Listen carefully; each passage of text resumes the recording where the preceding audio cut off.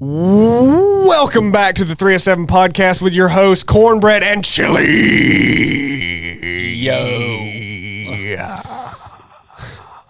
We are here in the Vatican studio, the Vatican East, the Vatican studio. We are here, folks at home. We are here, and I'm here with the special guest today.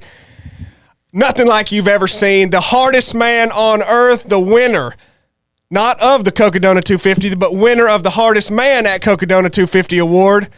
Former Navy SEAL, CrossFit Games athlete, tactical games athlete in the future, husband, brother, son, goat owner, friend, Chad Rite. Thank you guys for having me today. It's a real honor to be here in the studio with you guys. I appreciate all the work you've put into making this podcast happen, all the, thought that you've put into this.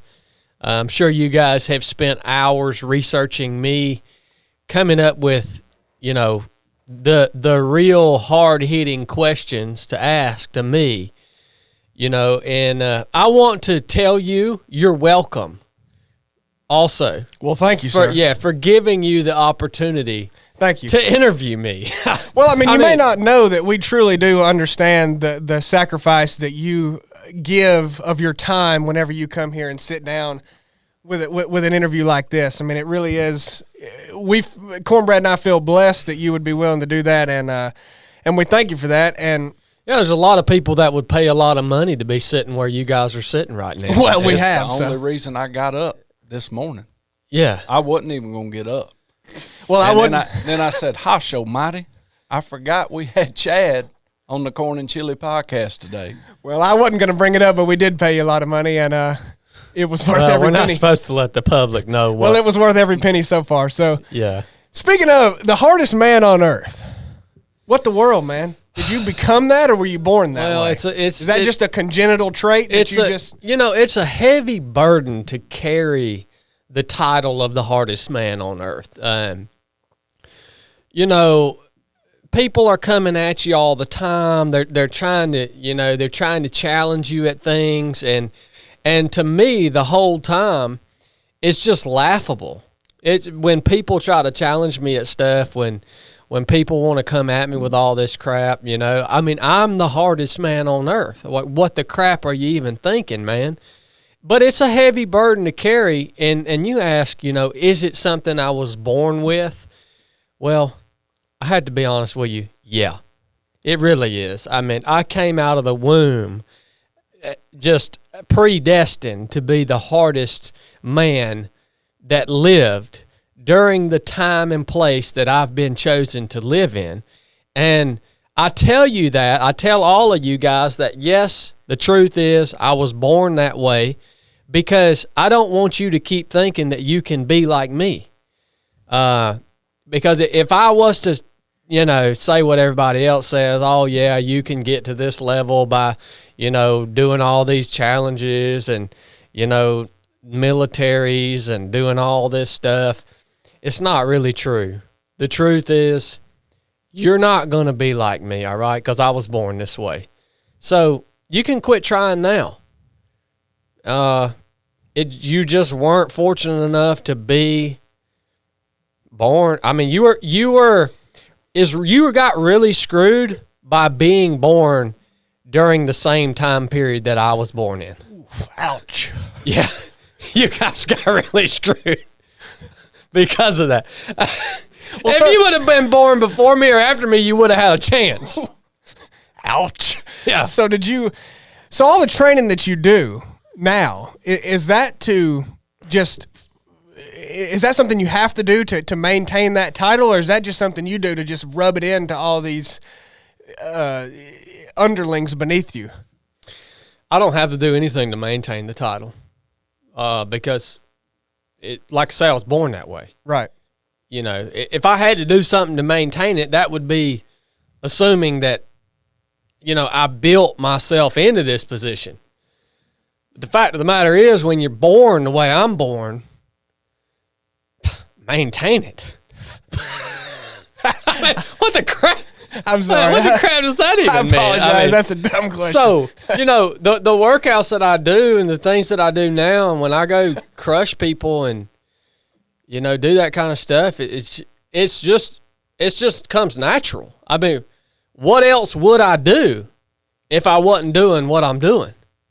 Nothing. Right. It's a natural result of who you are. It's a natural result of me breathing. Yeah. You couldn't choose to not do it if you tried. Yeah. No, I really couldn't. I get up in the morning and it's just, I just get thrust into this reality that is my reality of being the hardest man on earth.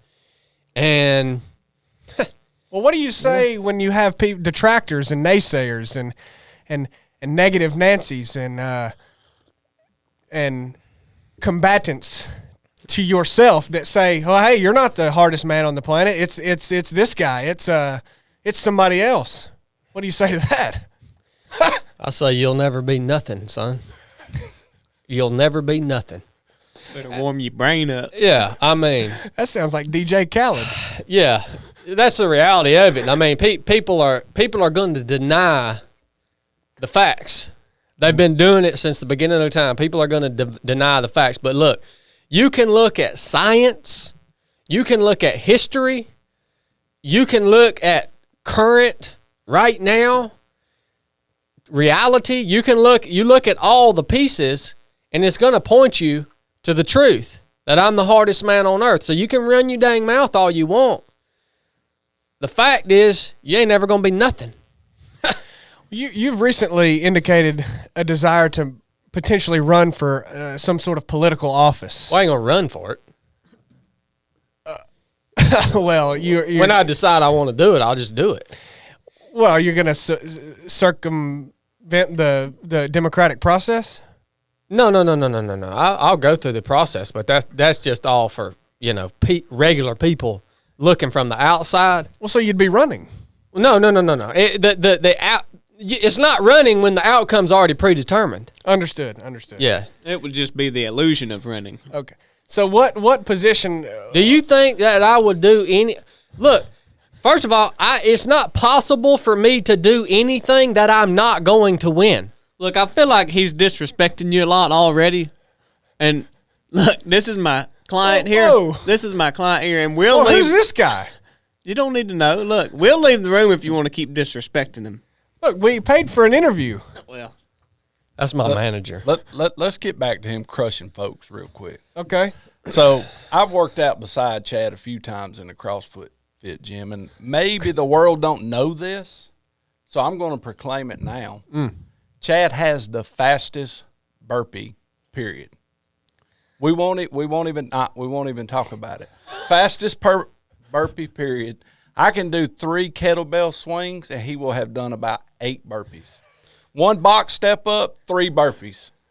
I've sit there and watched him. So when you're out and about doing your ultra marathons, doing your TNGAs, doing your CrossFit, and you're making the people beside you feel like fat turds when they're in your presence, you still have something about you that makes you approachable. Is it your beard that you look like a hermit wizard? Is it, how have you developed that to where you can drive people and say, hey, you don't have to be a fat turd. Even though you're beside me right now, you're a fat turd, but you don't have to. That's the grace of God. It's the grace of God. Believe that. What it is. I don't know if you know. Humble too. I'm thankful that you pointed out my burpees and, my ability to do stuff like that in CrossFit, because I don't know if you realize the science behind that, what's actually happening. Indulge in it, So please. when you see that happening, what you're not seeing what I'm really experiencing, okay? When you were born, if you were born like I was born, okay, here's what happens when you do a burpee. I am so freaking hard that when I go down to do a burpee, I'm not actually touching the ground. Because when I go down to do a burpee, the ground moves out of my way. So the earth shifts according to my movements, right? So you perceive it as I'm going down to the ground and pushing up off the ground, right? But when I go down, I'm not actually down because the earth is getting out from under me, right? And so when I do a burpee, it's the same for me. In my reality, I'm just standing there. I'm just standing still. I was sort of thinking that. Yeah, do you understand what I'm saying? Yeah, absolutely. I'm just standing still the whole time. You see me moving, but there's no resistance because the earth moves according to my demand. Well, you know what I notice whenever I hear you speak is it's very interesting that a lot of successful people in life that you will come across that, I don't know if it's just that success gets to their head or what it is, but they're prideful people, and honestly, they rub people the wrong way, and they don't come across well, and they're not good to have a conversation with. How are you at the level that you're at, yet so humble? Well, the Lord tells us, God's word tells us that pride comes before a fall, right? So I'm the hardest man alive by the grace of God, right? He created me that way, born that way. Well, that means that he can take that away. It can be taken. So I keep that in mind. Pride comes before a fall. So, you guys hear me on here talking about this stuff. I'm not being prideful. I'm just telling you how it is. So don't take it that way. If you're listening right now, don't take it as Chad is so proud. I'm just telling you how it is, man. I'm not going to sit here and lie to you. Oh, no. The humility it comes through. Yeah. That's the way you have to be. That's how all great people are, So yeah. Well, truly great. I do have to ask too, just because of what you kind of subverted my political question earlier. I mean, are you running for president or governor or what?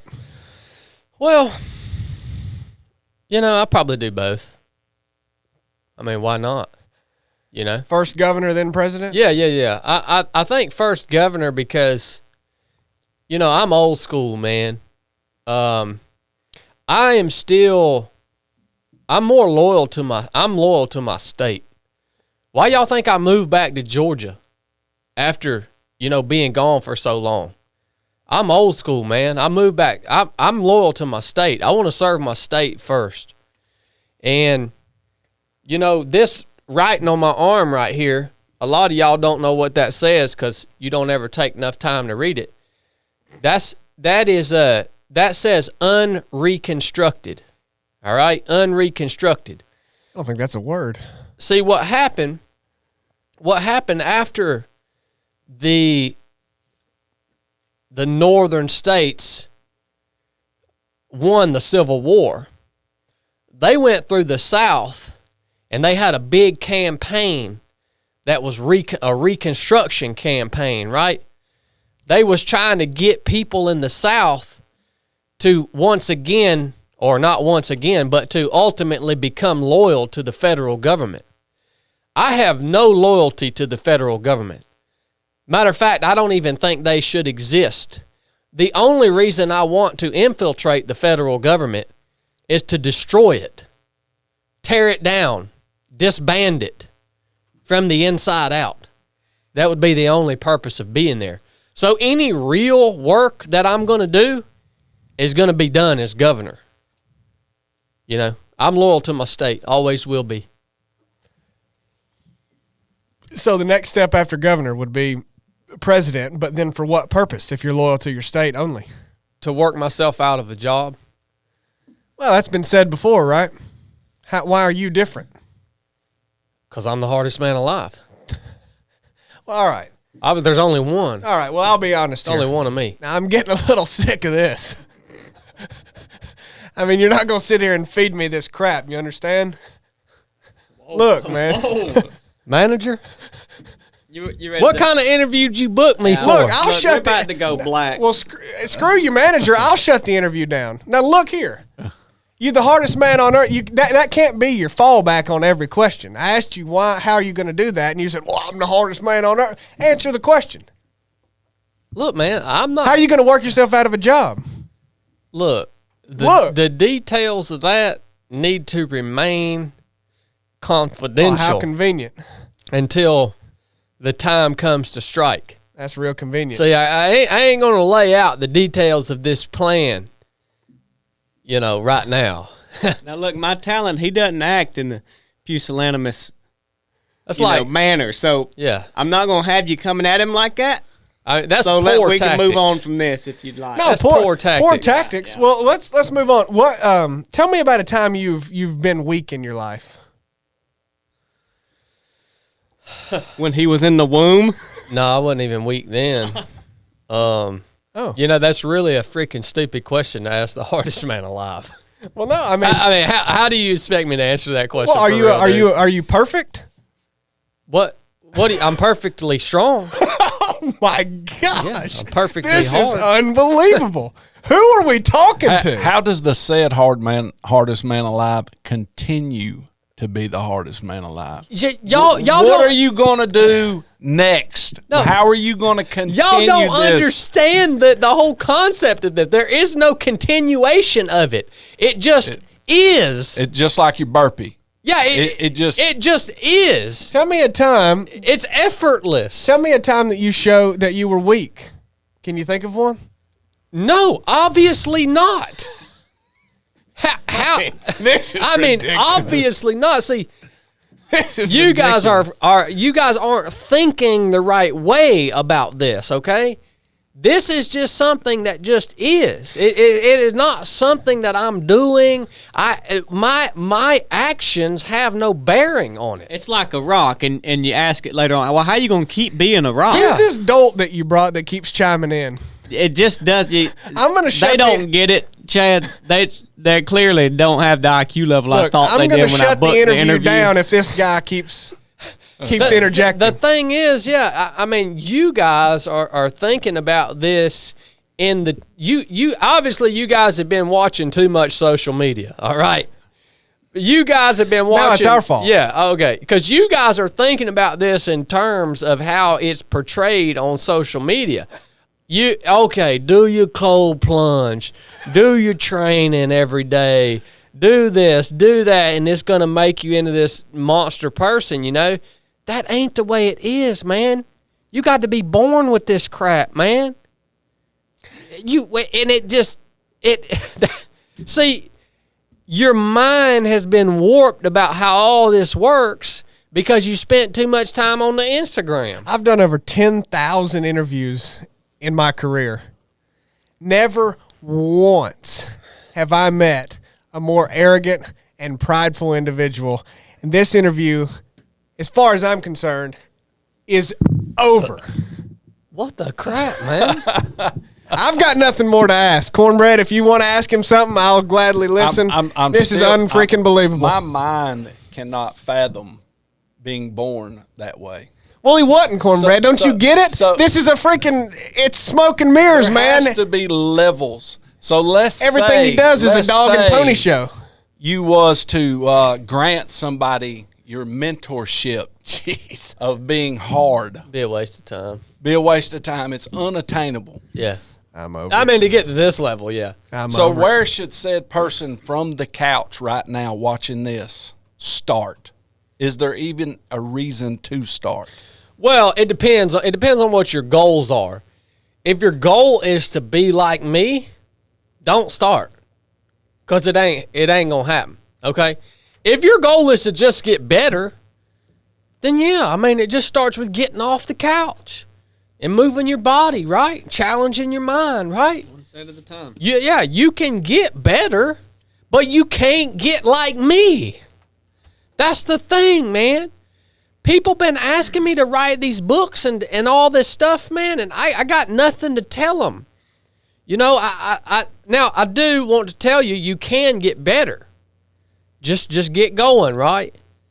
So, but be realistic with your goals. Be realistic with your goals, man. I mean, don't try to be like me. Don't start off trying to be the hardest man alive. No, don't ever. Don't ever? Don't just not start off trying to be the hardest man alive. don't ever try to be the hardest man alive. Because it is something you have to be born with, and there can only be one. So, all right. So, before you, who was the hardest man alive? And did that Ronald said Reagan. person? But Ronald Reagan was still alive when you was born. Oh, crap. Must not have been him then. All right, ladies and gentlemen, that's been Chad Rite. Thank you so much for your time today.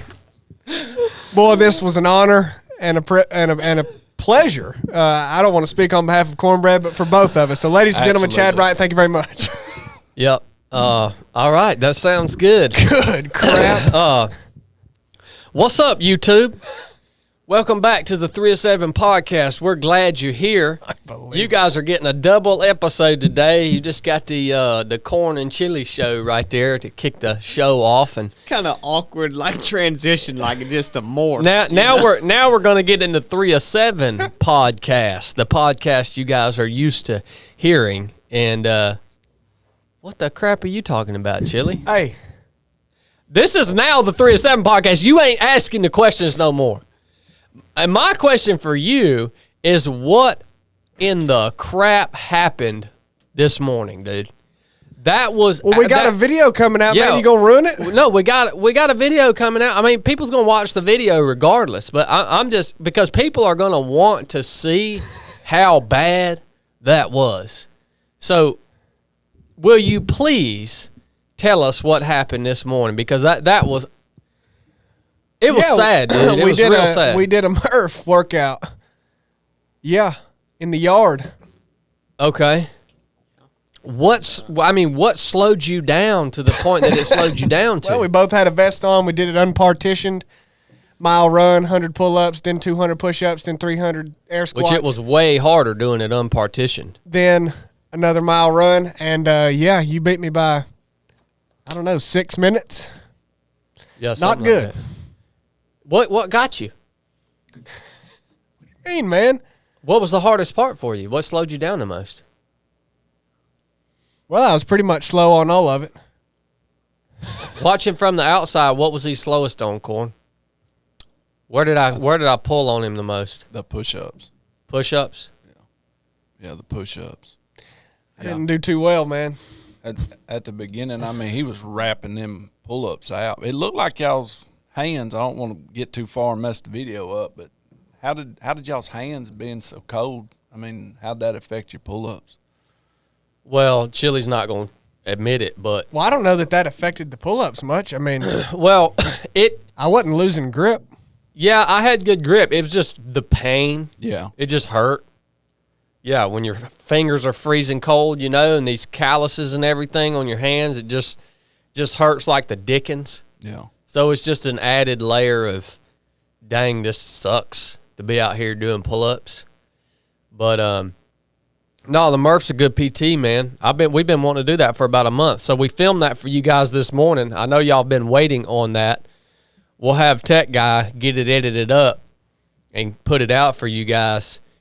But I did not expect to beat you that bad, for real, man. Well, you didn't? No, not that bad. Why not? I don't know, man. You're 20-something years old, man. Yeah, but we talked about some of the advantages you have on the in the video. That can't be discounted. Oh, yeah. mean, look, I do have some advantages, yeah. Yeah.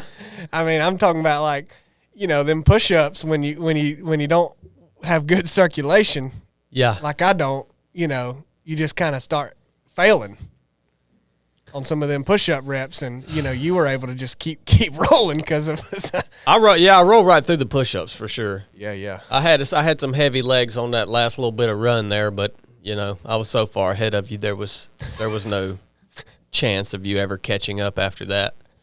So, Chili, you had some things you want to talk about this morning, didn't you? Well, What's on your mind, man?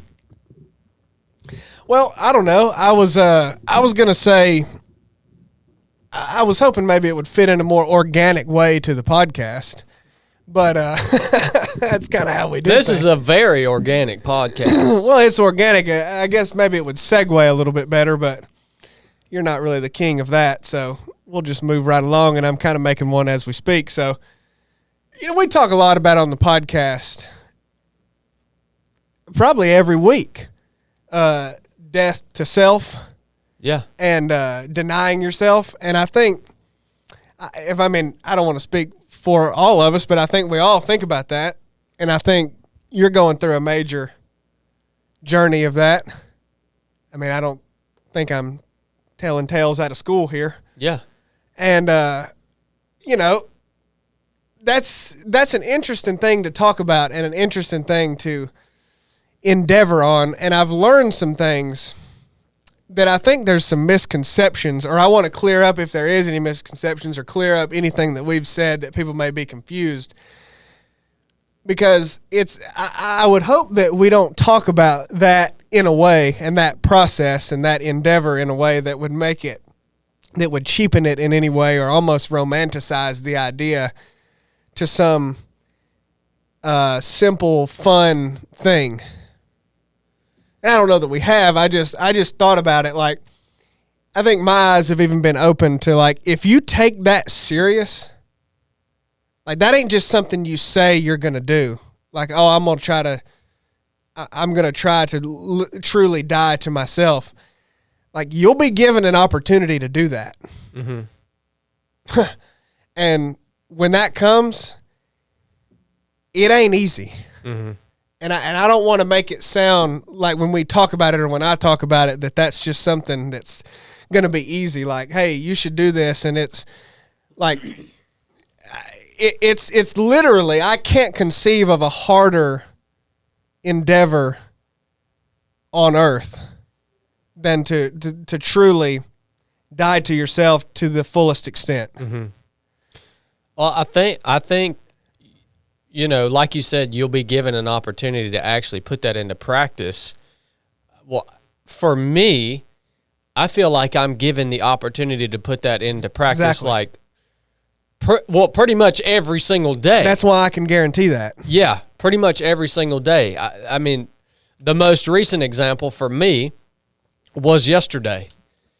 And yesterday, I went to the gun store and bought a Dan Wesson DWX, the nicest pistol I've ever owned.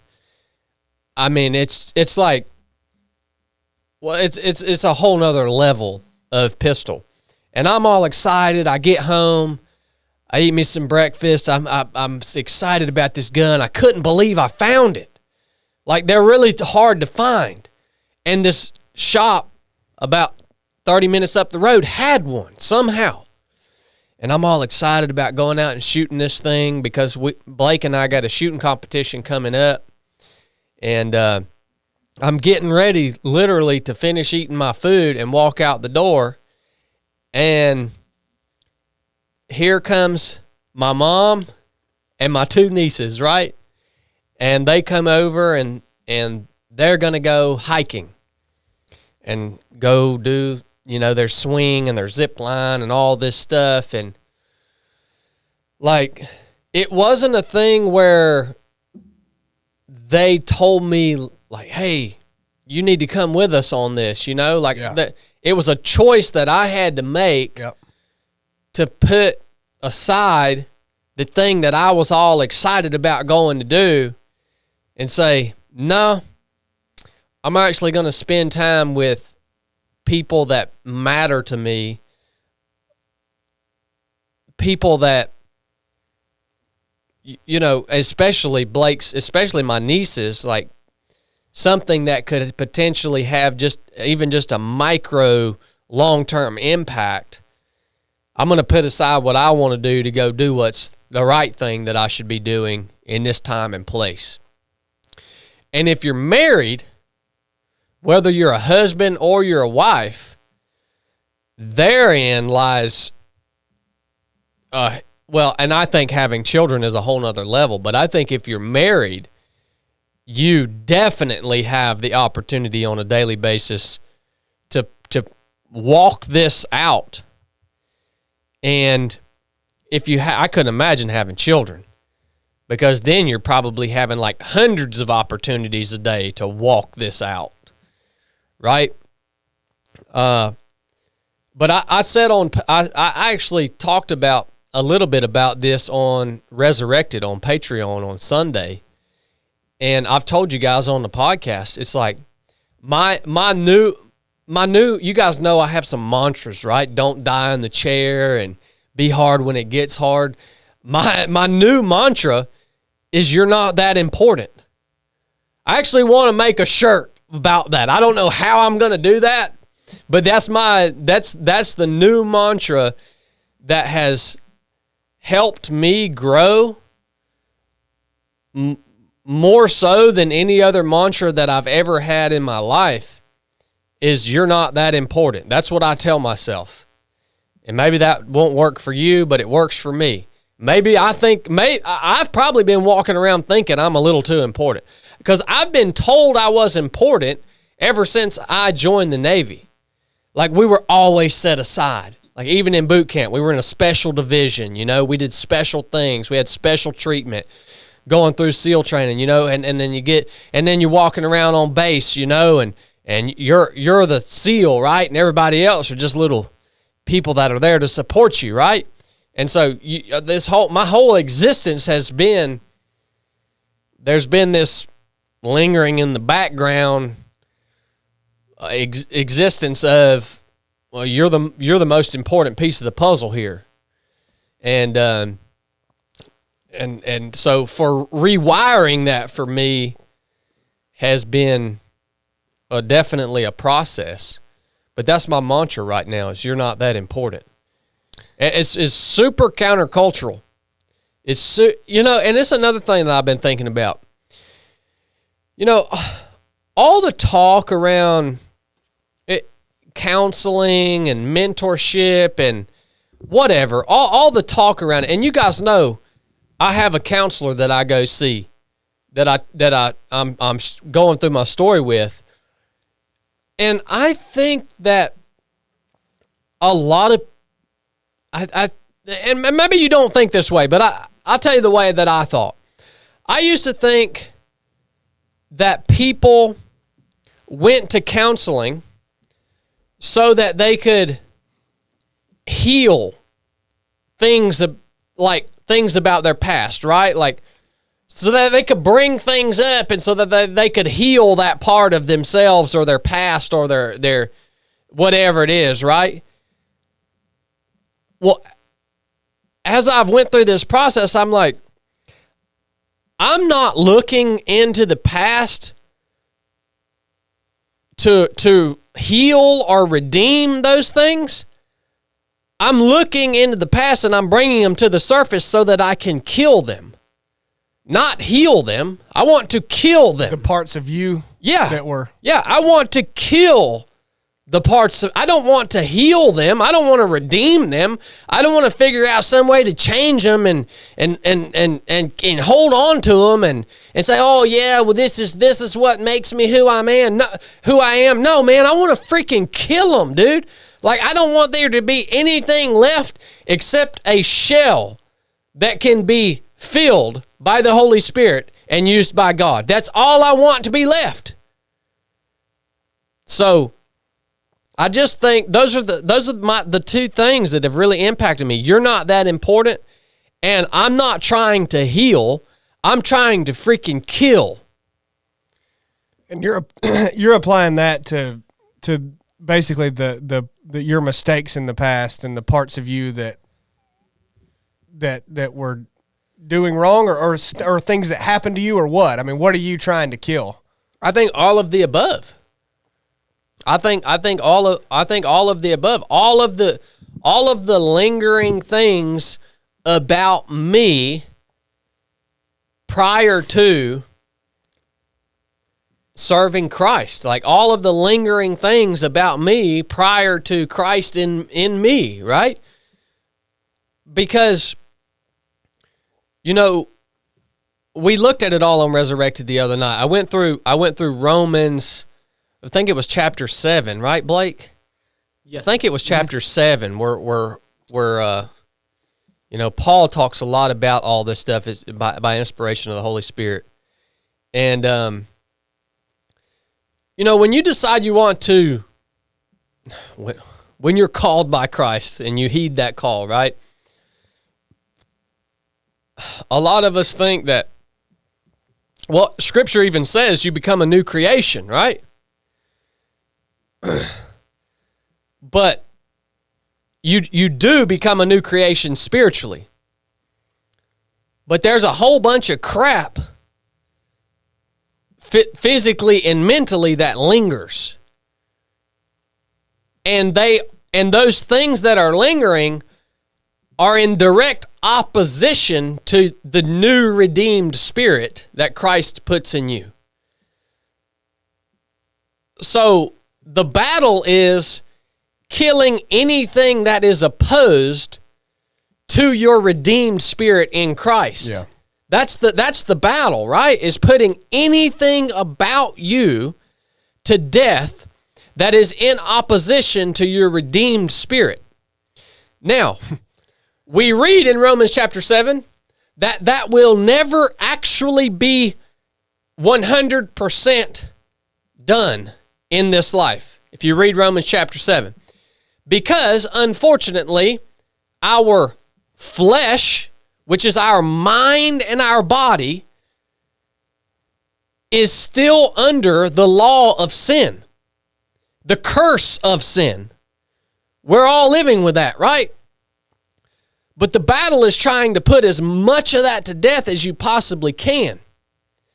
But there's always going to be opposition. There's always going to be these two in the man or woman whose spirit has been redeemed by the Spirit of Christ. There's always going to be a rub, because we can't be free from the law of sin while we are still in this body.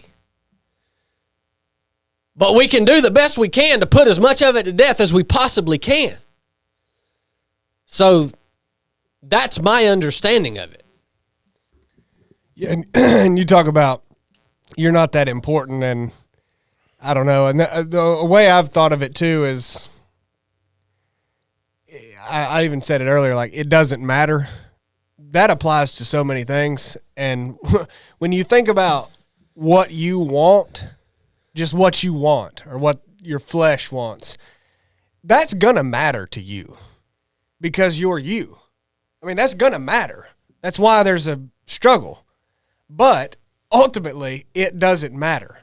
And that's where if you want to take that endeavor and truly do that and truly try to die to yourself, and you keep talking about what you want, like, you have to realize you have to completely let that go.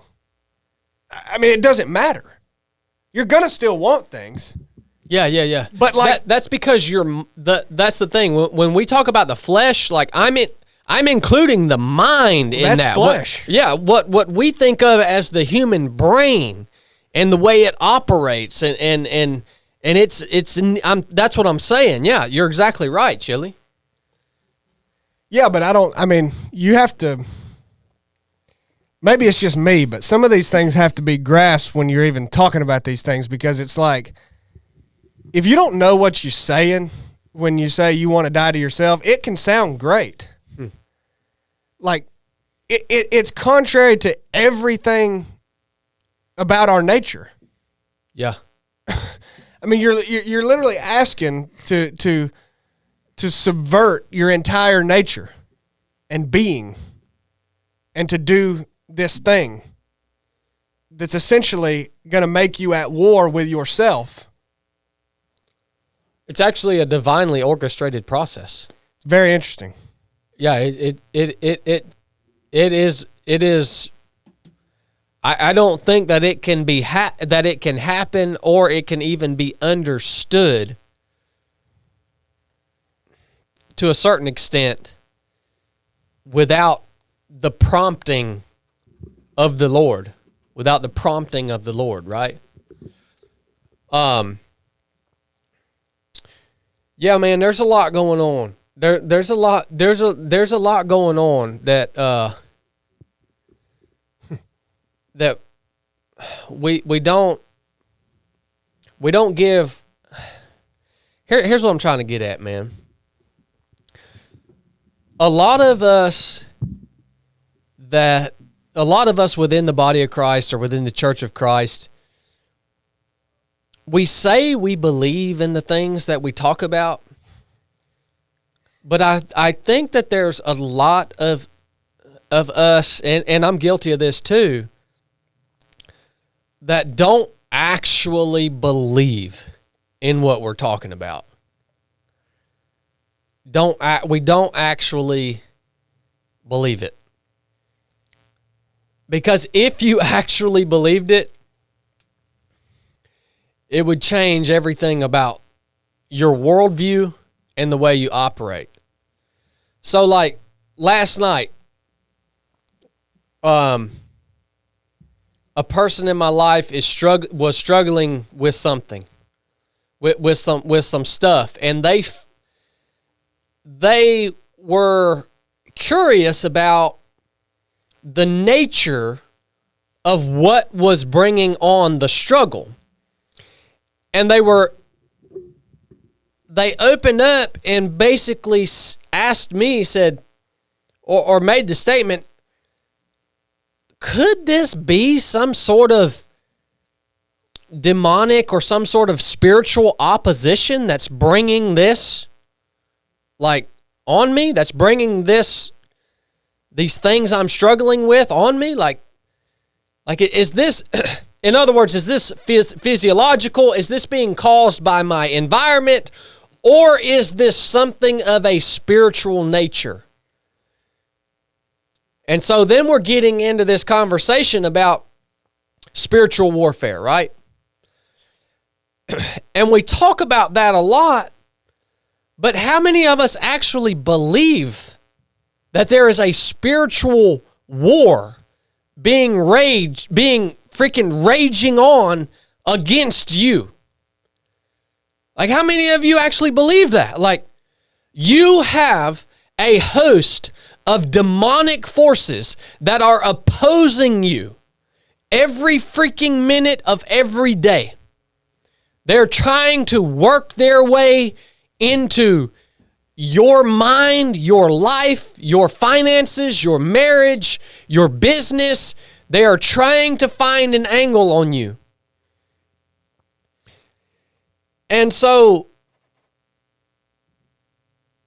when this person was talking to me about this, I actually believe, like, yes, this could potentially be a demonic oppression.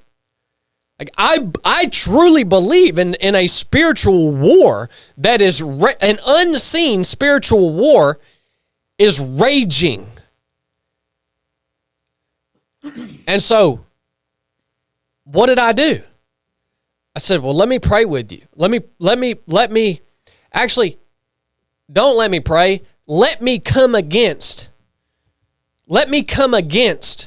this thing that could potentially be opposing you, right? And so I did. I invoked the power that is in the name of Jesus Christ, and I spoke to these demonic, evil forces that were opposing this person. I spoke to them and I commanded them to leave. But, like, who's going to do that? Ain't nobody going to do that, because don't nobody believe that's actually happening. So many people around us are just going through this life, and they're struggling with this crap, and they can't ever seem to freaking get over it. And it's because they've been deceived by Satan himself to the point that they can't even see what's happening. And if you can't see what's happening, you can't oppose it. You can't fight it off. So ultimately, I guess what I'm trying to say is, when we talk about things like dying to yourself, when we talk about spiritual warfare, when we talk about things revolving around Scripture, around faith, around the Lord, and when you talk about those things, like, you need to start taking them more literal. You need to start taking them more seriously. This ain't a freaking game, man. Ain't none of this a game. Ain't none of this stuff that we talk about, dying to yourself or whatever, ain't none of this stuff we don't talk about none of this stuff to sound good. It is real. It is for real. So start acting like it, man. I don't know why I wanted to share that today, but Yeah, that's what I did last night. I think it's important it's not just a term. If that's what you're doing, it's all day, every day. Are you in the Word? Are you praying without ceasing? I mean, what are you intentionally doing when it's put on you to do this? It's not just a term. What I mean is, okay, well, I guess now I got to be conscious of looking at a woman's butt when I shouldn't have done that. Or I need to turn this radio station off. This song is whacking me out. You know, what are you intentionally doing? I remember way back when I was a young man, I used to love heavy metal. And that's all I listened to was heavy metal. Do you know that my ignorant self put a deposit down to get a tattoo across my chest from a Pantera song that said, "By demons be driven"? My most favorite song in the world. Put the deposit down to do it. All I was consuming was heavy metal. Yeah. What if all you consumed was the Word of God or something of your faith? I tell you what it'll happen. When I started doing it, me and Blake had it. I can't stand to hear that song, Master of Puppets. That comes on in the gym, I want to leave. I just don't. And I'm not saying this is what you got to do. I'm just telling you from my experience. What are you consuming? Are you truly trying to die to yourself? You ain't going to do it on yourself with the term in the back of your head. It ain't going to happen. Yeah, you're right. And that's the Word of God has the power to renew your mind. In other words, it changes your desires. It completely changes your desires. And you're also right in saying that it is the action that you take that matters. Like you can't just let it float around. I get so sick of talking and having conversations to lukewarm Christians, and they want to talk about topics like spiritual warfare. They want to talk about topics like death to self. They're just lukewarm people. It's like, no, man. If you actually believed in what you talked about, your actions would be completely different than what they are.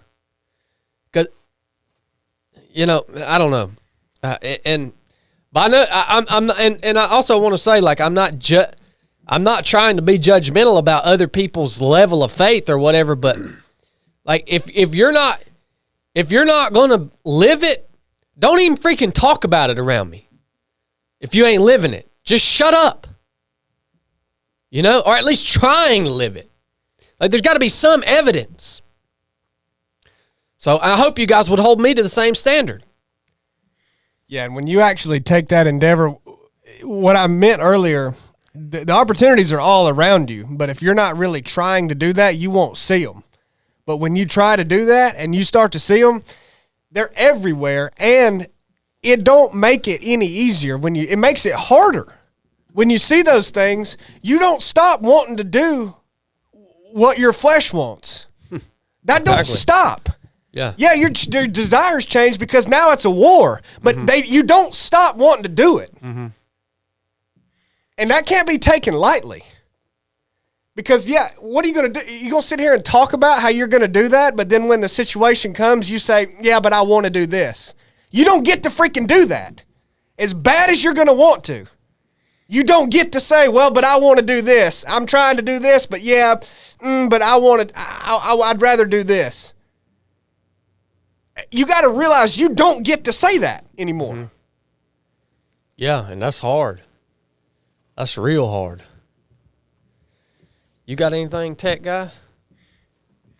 Well, I would say, for some people, I mean, everybody's in different places, but for some people, this ain't even registering with them, like what this means and what it means, death to self. And, Chad says, I don't matter. I'm not that important.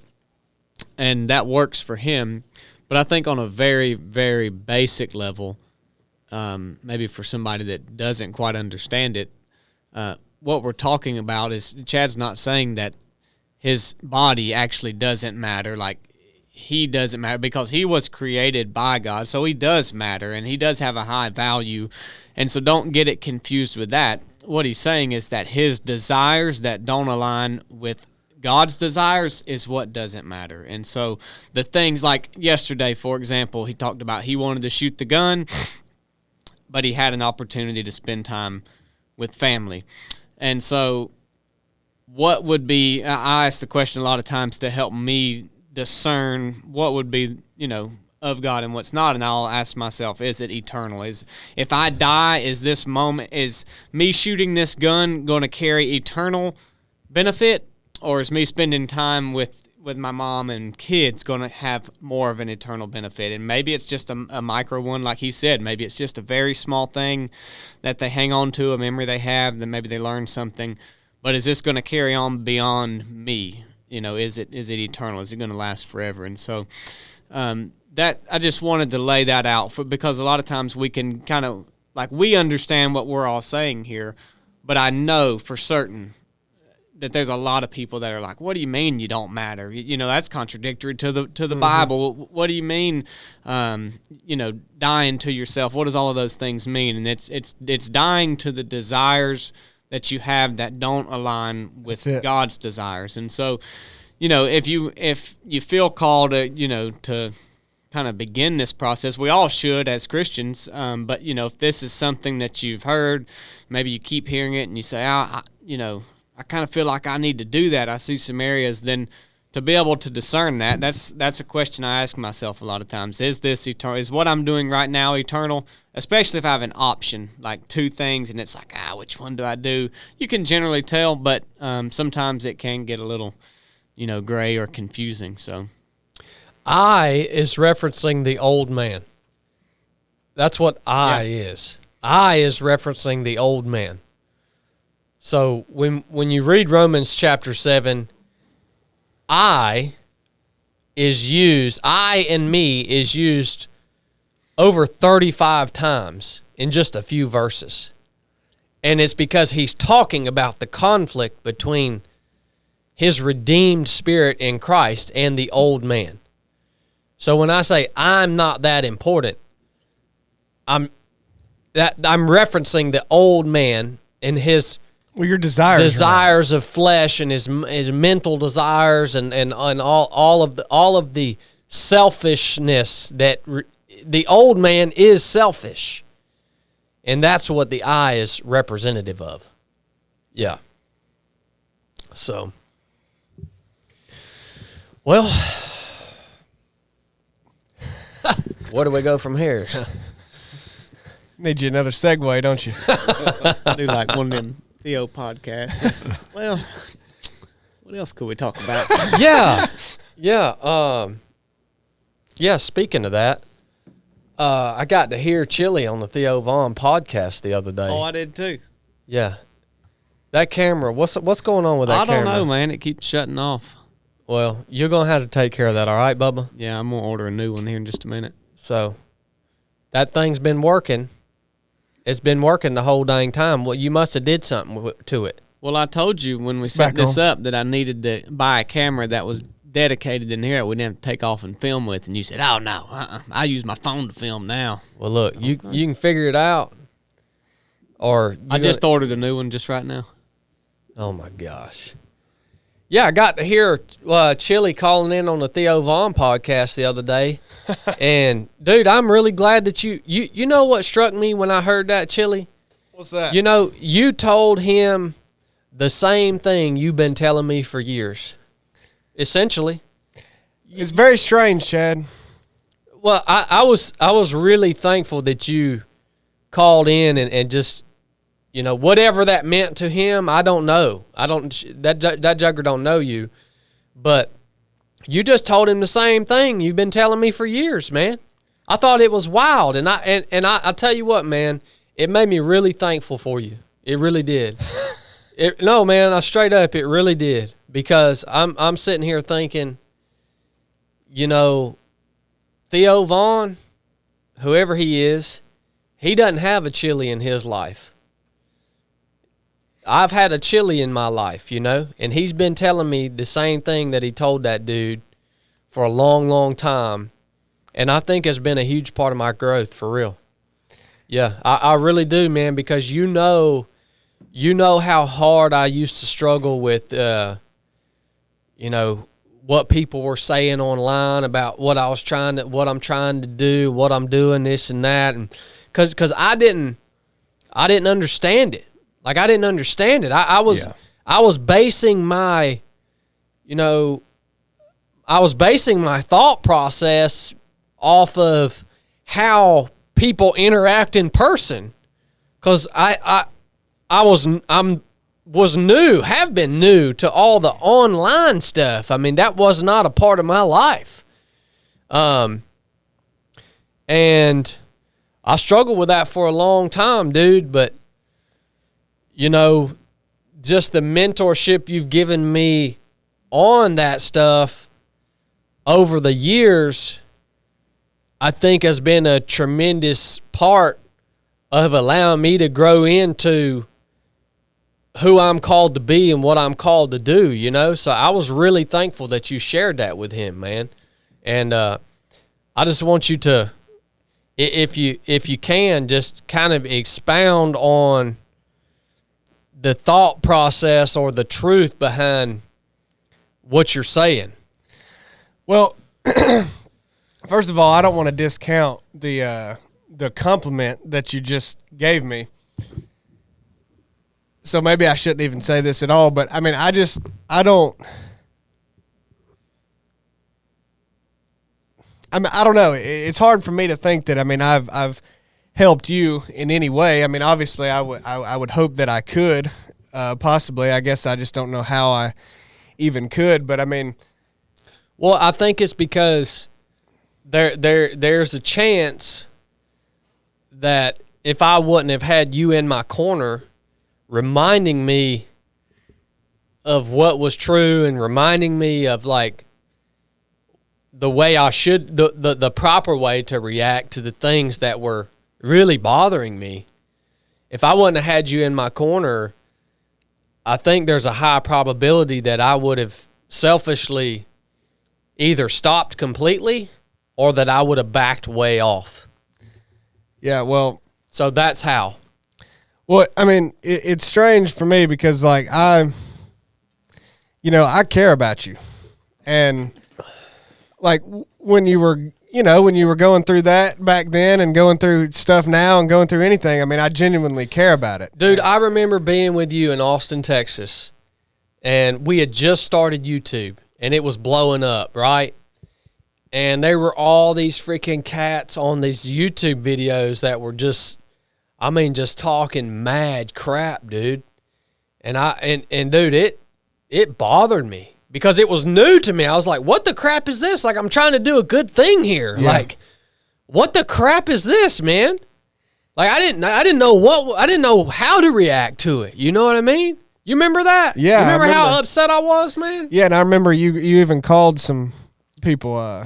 Yeah, I called my man Brandon. Brandon. Yeah, and talked to him about it. He was my old chief, and, you know, I just had to get a sanity check, man. But, you know, and well, the funny thing is that all that ties into the fact that I haven't, especially back then, I haven't died to myself, right? That's when you become untouchable, is when you do die to yourself, right? So you've actually been helping me in that process by way of just speaking into me so that I didn't back off, so that I didn't give up or quit. And you've allowed me to, you've helped me continue to grow through that process to get to the point that I am now, where now I'm in this process of putting my old self to death, right? So it all has worked together, right? But I can only imagine this dude that you called up the other day and you shared that word with. I can only imagine he may not have somebody in his corner that's talking to him that way, you know? Well, look, I mean, I was telling you those things, and I've tried to, hopefully I've said everything that I've ever said to any of y'all out of genuine care.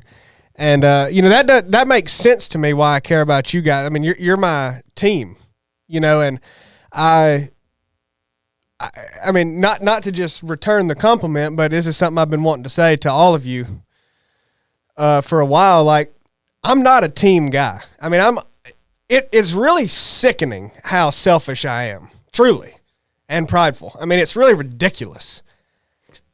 I mean, I'm just being honest. I mean, and it's like I've tried. I mean, I hate to even say that I'm trying to do this too, because it's like, how hard are you trying? But I mean, I'm trying to be less of that way and to die to myself. But without a team too, it would be much harder or impossible, because as much as I still fail to do it, I've got a constant reminder of who my team is and what they mean to me and what we do together and how I do play a role in what we do. Yep.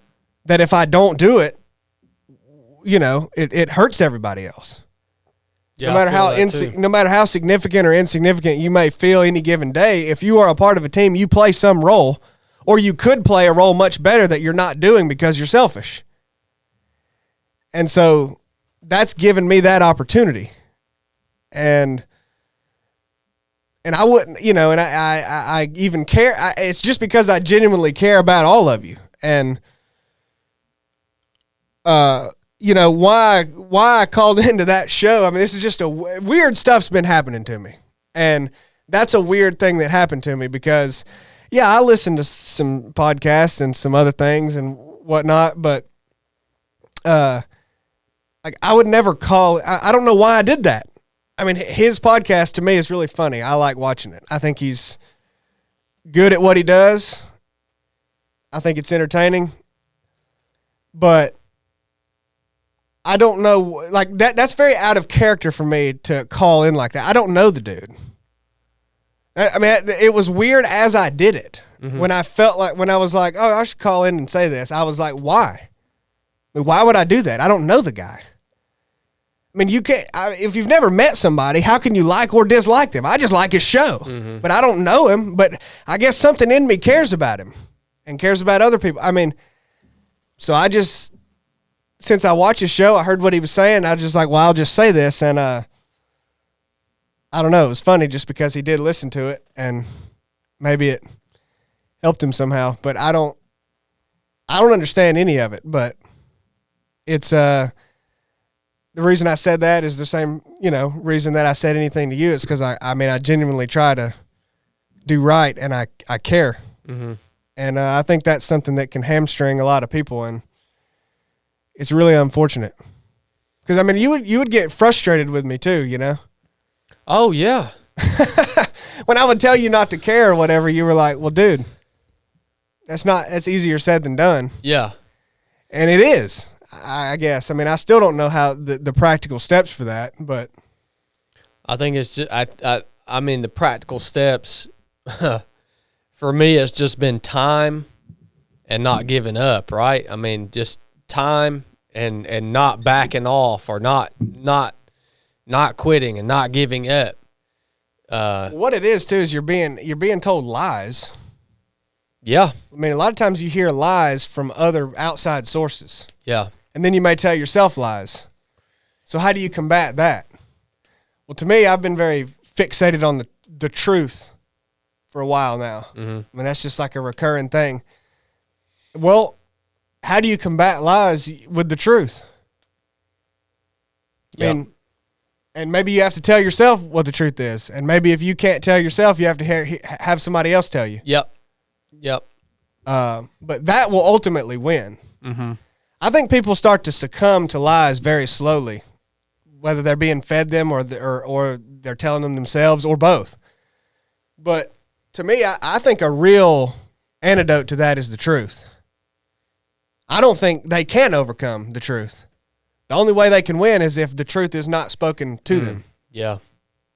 And to me, I don't want to say I was telling you the truth, but I mean, hopefully there was some truth in what I was saying. Like I was able to say something that was true to you. That like that crap don't matter. And all you're doing is letting it hinder you from actually helping people, which is your goal. Well, part of that, too, is a death to yourself, because a lot of things we know that we should say to people, things that we see in other people, but we don't say them because why? Because... Well, we don't want to for some reason. Well, yeah, I mean, you're worried what they might say about you, what they might think about you, how they might treat you, and it all boils... Or how they might respond. Yeah, or to even what how, you're telling them. Exactly. Like Chili said, I used to get mad at him for saying that stuff or get frustrated with him, so... He had every right to like, okay, well, I'm not going to tell Chad that anymore, even though I know he needs to hear it, because he responds in a frustrated manner. Mm-hmm. Yeah, and I mean, in that, you can ask the same question, like, is what I need to tell him eternal? Like, is this going to have long-lasting impact on his life? And if it is, then he just needs to keep hearing it. And who gives a crap how if he gets tired of it and don't want to be around you, then oh well, all right then. But I'm gonna keep telling it to you. Like you got to tell people. You can't listen to everybody. There's certain people you get this from, and there's certain people that you can tell things to. But that's also a death to self. Being willing to tell people the things like that. So well, and you need to die to yourself to be able to receive it. Yeah, because if you're bothered by what's being told at you or comments about you or lies about you, it's because there's something probably holding on to that part of yourself that's being attacked.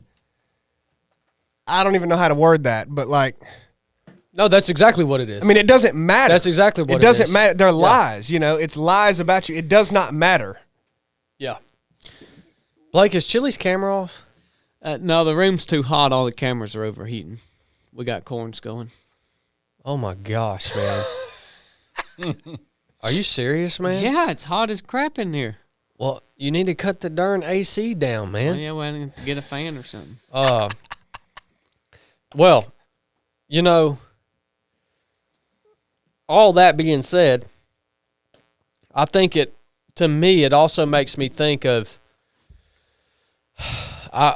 going back to the idea, or not the idea, but going back to the statement I made earlier of, do we actually believe what we're saying?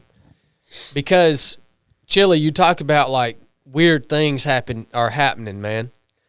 And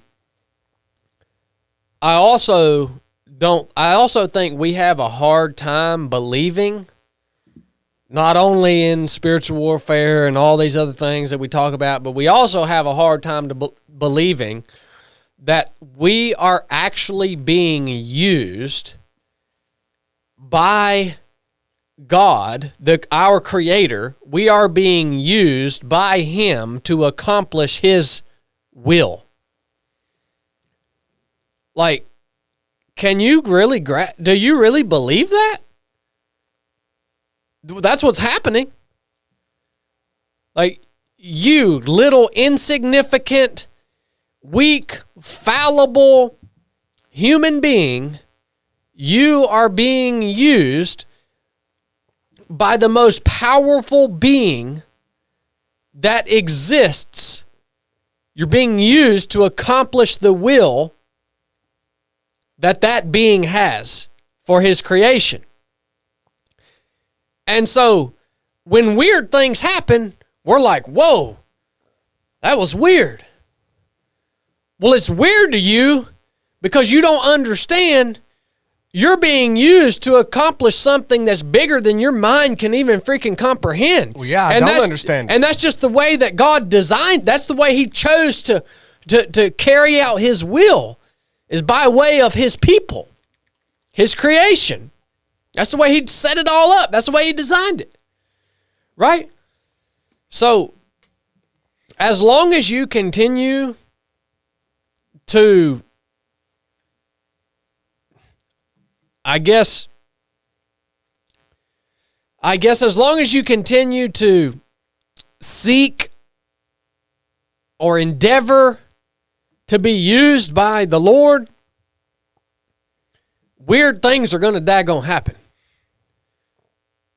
And we call them weird, and they're weird because we forget that we're being used by a being that is way more, that's literally in control of everything in order to accomplish his will. Now, why did he design it that way? I don't know, but that's the way he designed it. He can do what he wants. I think that's probably taken more lightly than the spiritual warfare going on around you, because that's feel good. Oh, God's using me. God's using me. And maybe some people really don't grasp what that exactly, is. It's going to result in some really weird stuff happening to you. Yeah.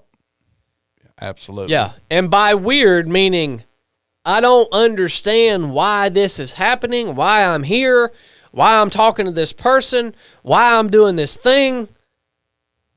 But nonetheless, it's happening to me. You don't think my entire adult life has been a series of weird things? Been my entire adult life. I don't know how it works, but I am convinced that the Lord God was using me before I even recognized him as my Lord. Wrap your mind around that. Well, yeah, that gets into the will, our own will. It's wild, man. And God's will, which I certainly don't understand. We've beat that to death too, but we'll still talk about it. But yeah, it is interesting, like, how much you need to be a willing participant for God to use you. Sometimes I think you don't very much. He's going to do what he's going to do. Yeah. And whether you want to cooperate or not, I don't know how significant that even is. It matters for you, but like point blank, we all can recognize if something must be done, we ain't stopping it. Yeah. Whether we want to or not, or whether we're trying to do God's will or not.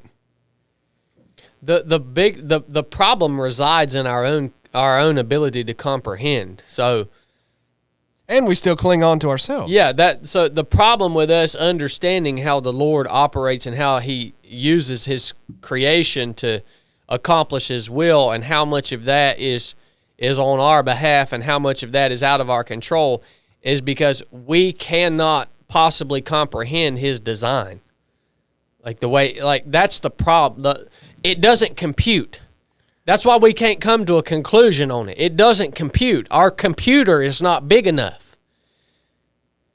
That's why, I've read a whole book, Willing to Believe. It's a great book by R.C. Sproul. Yeah. You think you're going to read this book and you think it's going to end with a conclusion, because it documents this conversation revolving around human will throughout history.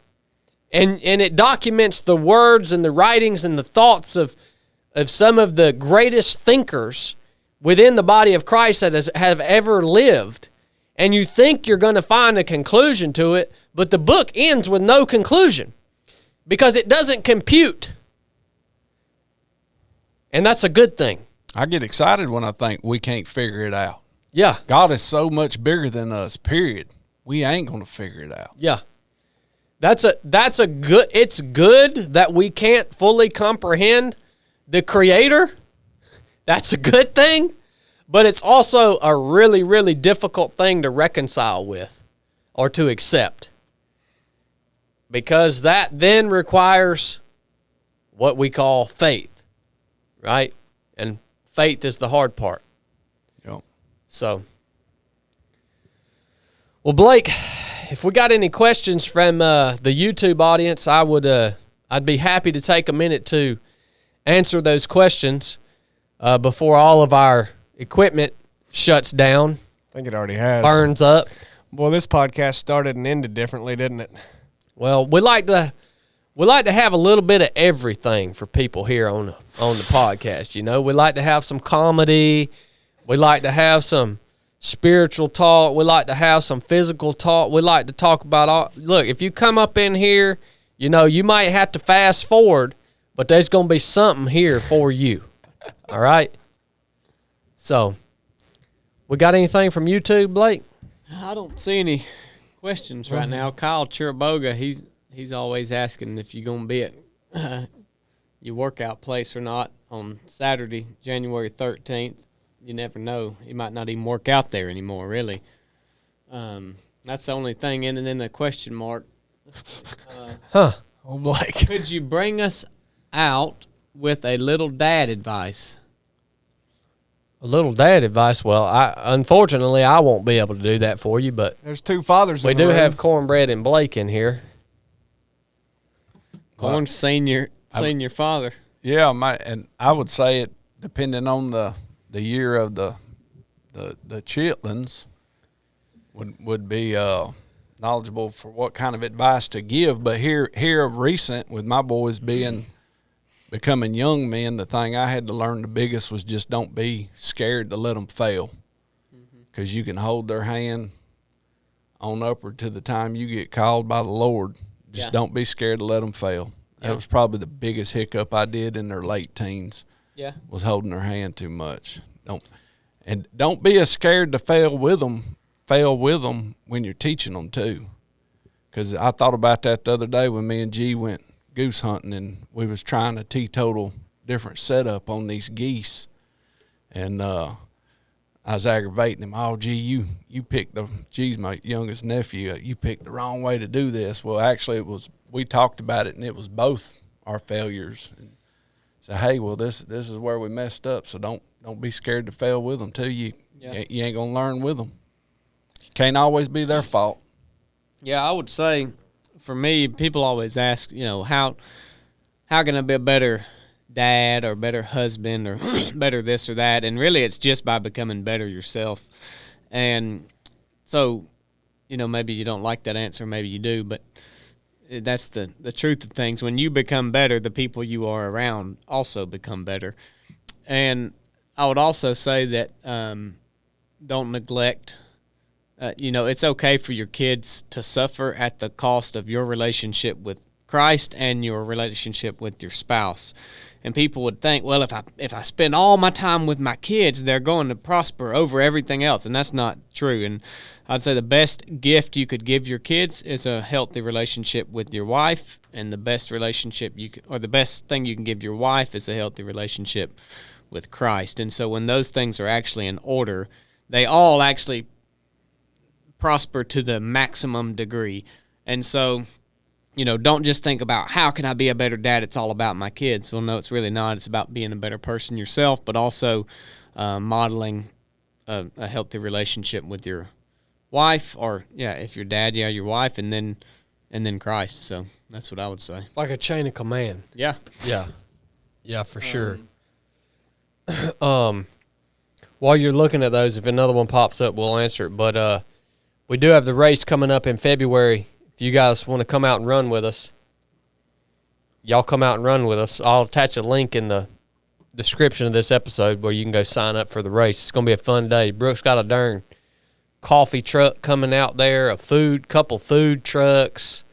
First Form's coming out. That'd be awesome. They're going to set up a big tent they're going to have all kind of good stuff for you guys. So it'll be worth your trip if you want to come out and have a fun day with us. What do you got left? A month to sign up? Yeah, about a month probably. Pretty much exactly. Yeah. Yeah. This guy keeps asking, are you concerned about the UD getting invaded? That sounds like some disease Chad's got. Oh, and then he sent it again. Now it's the U.S. Oh, The U.S. being invaded? typo. Well, Well, I think the U.S. is already being invaded. Been being invaded for quite a long time now. Yep. So you ain't worried about that, are you? Well, it's already happened. Don't do much good to worry about it. It is what it is. Do you like regular potatoes or sweet potatoes? Sweet potatoes, dummy. Any running tips? Running in the cold, any tips? Running in the cold, tips. Don't do it. No, man. Running in the cold, to be honest with you, yes, it extra sucks. And I'm going to tell you why I don't race in the wintertime. Because the cold air does something to my lungs. And I did a race one time, the Lookout Mountain 50 miler, right? Yeah. Right in the dead of winter. It was cold as mess, and I ran it hard. And I got done with that son of a gun, and I went, and they have some fires out there, you know. I went and sat by a fire for just a few minutes. And then we took off back to the hotel.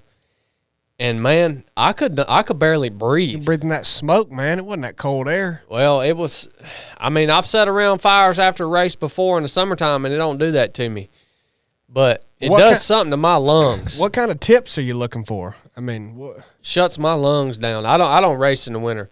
The best thing you can do in the wintertime is quit running and build some strength. Let me tell you another reason why. I'm not saying you shouldn't run at all. Yeah, get out and run some. But let me tell you another thing about it. You should cycle your fitness, all right? If all you do is run and you do that year round, you are going to eventually injure yourself or blow up, or you're just going to get burnt out of running. You're just going to get tired of it. So you should cycle your fitness, all right? Well, who should? Everybody? I mean, if you're trying to be the best runner in the world, you don't have that luxury. But if you're just, you know, if you like to run and do some races and, you know, you want to win every now and then and, you know, that type of stuff, look, come wintertime, back off your dang running, do some hunting, build some strength, let your body rest up a little bit. The spring, summer kicks in, do all your running and stuff then. What this does is if you cycle this like I'm talking about, not only will it give you more longevity just in terms of health, but it's going to just mentally, you're not going to get burnt out on it. And I think that's the way I train, all right?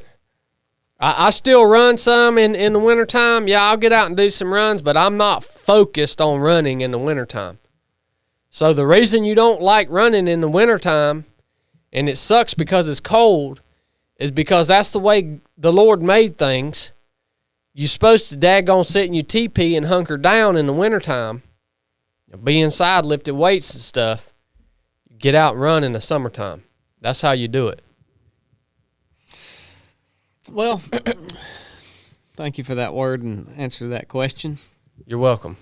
We got a few super chats here. Travis Van Ness coming in at $19.99 again. Thank you, my man, Travis. I've been seeing you on Instagram, man. Stay after it. Yep. PVVQ gave $9.99. Thank you, buddy. When you self start stinking up all your relationships, change needs to happen. That's right. Odd spacing. That's right, son. So, Little Virgil gave 99 cents. Thank you, Little Virgil. Eric Logan again coming in at $20. Eric, thank you, brother. And that's what we got. All right, we love you guys. Thanks for tuning in. Lord willing, we'll catch you next week. Enough said.